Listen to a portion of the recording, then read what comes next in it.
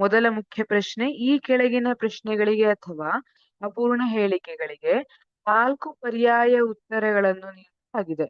ಸೂಕ್ತವಾದ ಉತ್ತರವನ್ನು ಆರಿಸಿ ಅದರ ಕ್ರಮಾಕ್ಷರದೊಡನೆ ಪೂರ್ಣ ಉತ್ತರವನ್ನು ಬರೆಯಿರಿ.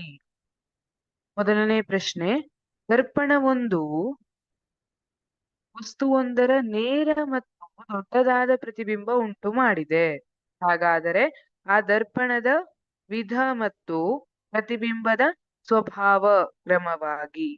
1 ಅಂಕದ ಪ್ರಶ್ನೆ, ಒಂದು ದರ್ಪಣ ನೇರ ಮತ್ತು ದೊಡ್ಡದಾದ ಪ್ರತಿಬಿಂಬವನ್ನ ಉಂಟು ಮಾಡಿದೆ. ಹಾಗಿದ್ರೆ ಆ ದರ್ಪಣದ ವಿಧ ಯಾವುದು ಮತ್ತೆ ಪ್ರತಿಬಿಂಬದ ಸ್ವಭಾವ ಏನು ಅಂತ ಕೇಳ್ತಿದ್ದಾರೆ. ಈಗ ಆಪ್ಷನ್ ಎ ನೋಡೋಣ. ಹೀನ ದರ್ಪಣ ಮತ್ತು ಮಿಥ್ಯ ಪ್ರತಿಬಿಂಬ.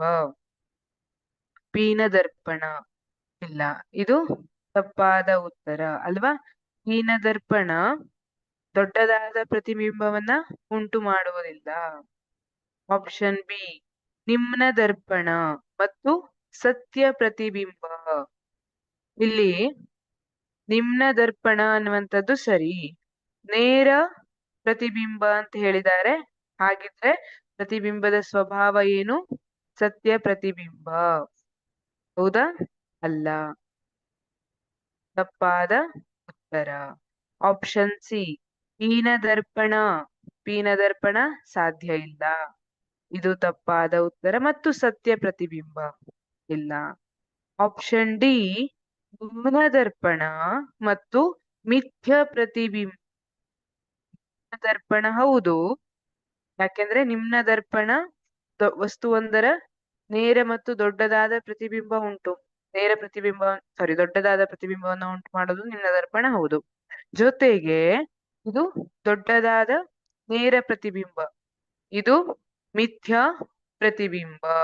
ನೇರ ಪ್ರತಿಬಿಂಬ ಆಗಿರೋದಕ್ಕೆ ಮಿಥ್ಯ ಪ್ರತಿಬಿಂಬ. ಸತ್ಯ ಪ್ರತಿಬಿಂಬ ಸಾಮಾನ್ಯವಾಗಿ ತಲೆ ಕೆಳಗಾಗಿಯೇ ಇದ್ದಿರ್ತದೆ ಅಲ್ವಾ.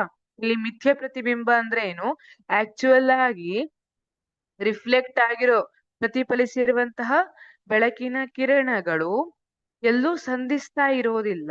ಆದ್ರೆ ಯಾವುದೋ ನಾವು ಇಲ್ಲಿ ಹಿಂದ್ಗಡೆ ಅದನ್ನ ಈ ರೀತಿಯಾಗಿ ಎಕ್ಸ್ಟೆಂಡ್ ಮಾಡಿದ್ರೆ ಅವು ಸಂಧಿಸಿದಂತೆ, ಯಾವುದೋ ಒಂದು ಬಿಂದುವಿನಲ್ಲಿ ಸಂಧಿಸಿದಂತೆ ಗೋಚರಿಸುತ್ತೆ. ಆ ಬಿಂದುವಿನಲ್ಲಿ ಪ್ರತಿಬಿಂಬ ಉಂಟಾಗಿರುತ್ತೆ. ಇದನ್ನ ಮಿಥ್ಯ ಪ್ರತಿಬಿಂಬ ಅಂತ ಕರಿತೀವಿ. ಹಾಗಾಗಿ ಸರಿಯಾದ ಉತ್ತರ ಆಪ್ಷನ್ ಡಿ, ನಿಮ್ನ ದರ್ಪಣ ಮತ್ತು ಮಿಥ್ಯ ಪ್ರತಿಬಿಂಬ. Thank you.